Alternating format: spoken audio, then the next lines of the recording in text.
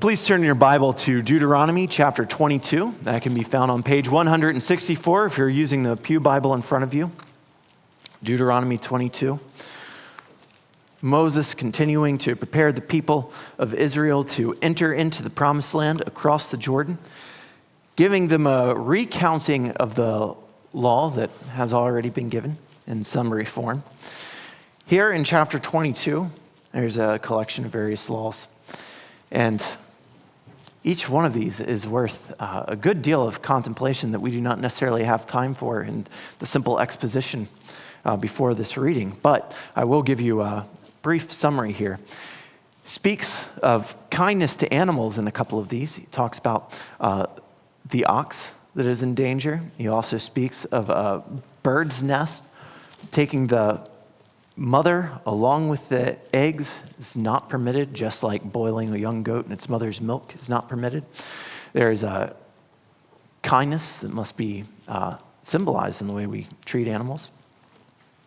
But then in addition to that, it's a kindness to the neighbor, particularly for the ox, that he would not leave his neighbor's ox in trouble.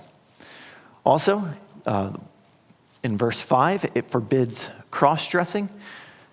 Now, there are different kinds of laws. You have laws that are illustrating truths for us. In fact, later on in 1 Corinthians 9, it explains that God's not really primarily concerned with the ox. He's concerned for us, and this is why he gives laws concerning the ox.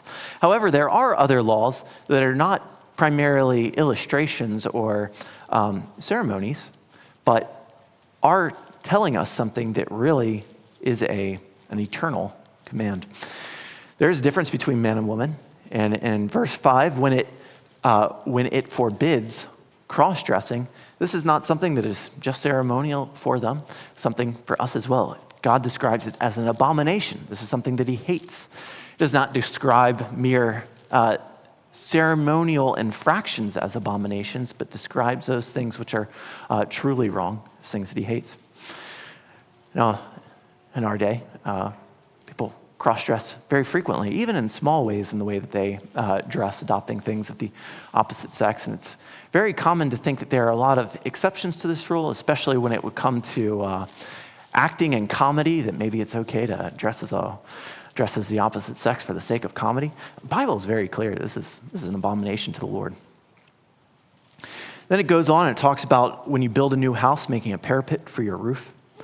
We've seen in more detail in the previous books of the first 5 books of the Bible how this is enforced. This is not a regulation that comes with any kind of penalty just for not doing it. Rather, it comes with a penalty when your negligence leads to loss. So it's an important way of considering the implications of this, that we ought to, when there is a danger, take special steps in order that there would not be any kind of loss, that we would not lead others into danger.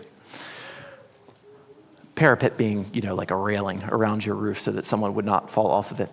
It continues on, it talks about not sowing with different kinds of seeds, not plowing with the ox and the donkey together. Once again, something ceremonial that illustrates a truth for us. In fact, the New Testament once again picks up on this. Talks about how we are not supposed to be mixed with idolaters.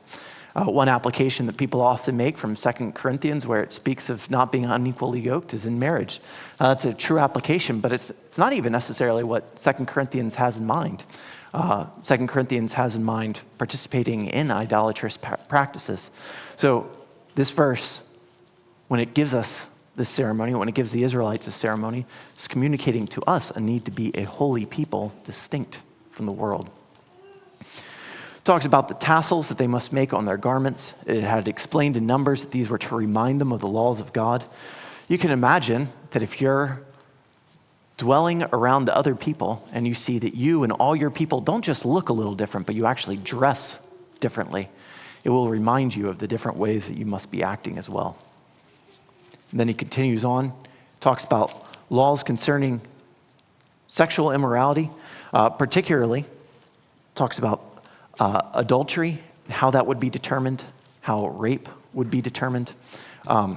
Once again, very different ways of approaching this than you would often see in a modern context, ways that should be restored, that you would not judge these things merely by the claim of one person, but rather that there would have to be some kind of evidence that someone would need to cry out. You know, there are a lot of people who would look at Bathsheba and David, and because there's a power dynamic there, say that David raped Bathsheba. But there was no crying out that ever happened with Bathsheba by Scripture's standard. There's no rape. Rather, it was something that was adulterous. And then it goes on, and it speaks of the man who sleeps with a virgin who is not betrothed, and then he must become her wife. She shall be his wife. Now, once again, many people read this and they're very offended by this because it sounds like, okay, well now in addition to her getting raped, she has to marry the rapist. That's not the idea. The idea is not that she is forced to. The idea is that he is forced to. That since he has taken away her likelihood of finding a husband in this culture where virginity is held very highly, as it ought to be, he owes her his life to take care of her now that he has done this to her. So this is a provision of mercy towards her. Right. All these things pointing to God's nature, his justice, but not only his justice, also his mercy. See all these statements about mercy towards the animals, mercy towards the woman. God is a merciful God. He cares for his people. Not only is he just, but he is also merciful. And that is what he's given us in his Son. The fact that we have the cross shows that God is not merely just, but that he is merciful. A lot of people imagine that God could just snap his fingers, forgive all sin, and that would be just fine. But he wouldn't be just if there was no payment for sin. In addition to being merciful, he is also just. He has provided a sacrifice for us. Now, the other option is that he could have just not forgiven anyone, and all justice would fall on our own heads, us dying. But God is both merciful and just. He has provided Jesus Christ, in whom mercy and justice kiss, as it describes in the Psalms. Jesus Christ demonstrates God's perfect mercy and justice, even as we see shown in a more shadowy form in these laws. Deuteronomy chapter 22, beginning in verse 1. You shall not see your brother's ox or his sheep going astray and ignore them. You shall take them back to your brother. And if he does not live near you, and you do not know who he is, you shall bring it home to your house, and it shall stay with you until your brother seeks it. Then you shall restore it to him. And you shall do the same with his donkey or with his garment, or with any lost thing of your brother's, which he loses and you find. You may not ignore it. You shall not see your brother's donkey or his ox fallen down by the way and ignore them. You shall help him to lift them up again.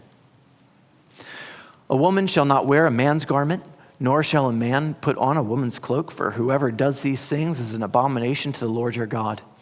If you come across a bird's nest in any tree or on the ground with young ones or eggs, and the mother sitting on the young or on the eggs, you shall not take the mother with the young. You shall let the mother go, but the young you may take for yourself, that it may go well with you, and that you may live long. When you build a new house, you shall make a parapet for your roof, that you may not bring the guilt of blood upon your house if anyone should fall from it. You shall not sow your vineyard with two kinds of seed, lest the whole yield be forfeited. The crop that you have sown and the yield of the vineyard. You shall not plow with an ox and a donkey together. You shall not wear cloth of wool and linen mixed together. You shall make yourself tassels on the four corners of the garment with which you cover yourself.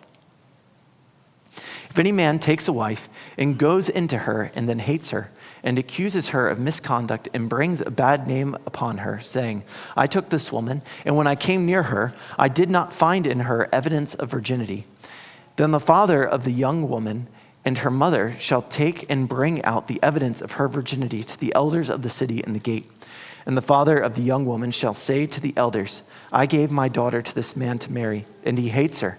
And behold, he has accused her of misconduct, saying, I did not find in your daughter evidence of virginity. And yet this is the evidence of my daughter's virginity. And they shall spread the cloak before the elders of the city. Then the elders of that city shall take the man and whip him. And they shall fine him 100 shekels of silver and give them to the father of the young woman, because he has brought a bad name upon the Virgin of Israel. And she shall be his wife. He may not divorce her all his days. But if the thing is true, that evidence of virginity was not found in the young woman, then they shall bring out the young woman to the door of her father's house, and the men of her city shall stone her to death with stones, because she has done an outrageous thing in Israel by whoring in her father's house. So you shall purge the evil from your midst. If a man is found lying with the wife of another man, both of them shall die, the man who lay with the woman and the woman. So you shall purge the evil from Israel. If there is a betrothed virgin, and a man meets her in the city and lies with her, then you shall bring them both out to the gate of that city, and you shall stone them to death with stones. The young woman, because she did not cry for help, though she was in the city, and the man, because he violated his neighbor's wife. So you shall purge the evil from your midst. But if in the open country a man meets a young woman who is betrothed, and the man seizes her and lies with her, then only the man who lay with her shall die. But you shall do nothing to the young woman. She has committed no offense punishable by death.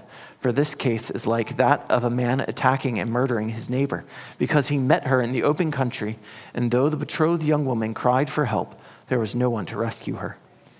If a man meets a virgin who is not betrothed and seizes her and lies with her, and they are found, then the man who lay with her shall give to the father of the young woman 50 shekels of silver, and she shall be his wife, because he has violated her. He may not divorce her all his days. A man shall not take his father's wife, so that he does not uncover his father's nakedness. Amen.